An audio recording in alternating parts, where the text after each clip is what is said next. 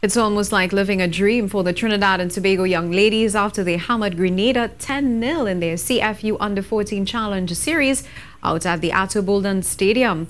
As we hear from Ruskin Mark, the energetic Brianna Smith came on as a sub and lit up the place with a 5-goal burst for the home team.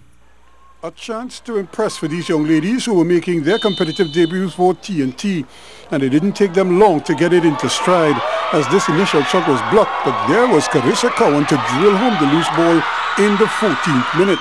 If anything, they know how to celebrate. Then they would have plenty to smile about as Nikita Jackson added her name to the score sheets in the 18th minute. Then Cowan would make it 3 just before the break, thanks to some generous goalkeeping from Grenada's custodian. However, in the second half, coach Marlon Charles unleashed his secret weapon in Brianna Smith of Laventil FC, and she took over proceedings. Talia Martin also tacked on one to make it 5-0 now TNT. But the story was Smith, who was just banging them in as TNT pulled further and further away. Add some very careless defending and goalkeeping to the mix, and Smith was feasting. She would complete a 5-goal burst that had the crowd at the Atto Boldon Stadium in awe.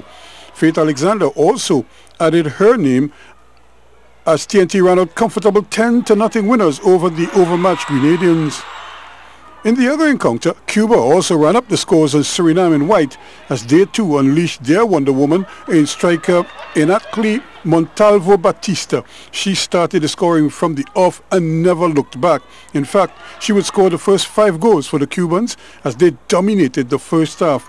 They would eventually walk off big 7-0 winners over Suriname, who are TNT's next opponents on Sunday from 7, while the Cubans will look to run up the scores on Grenada from 5 p.m. Ruskin Mark, TDT Sports.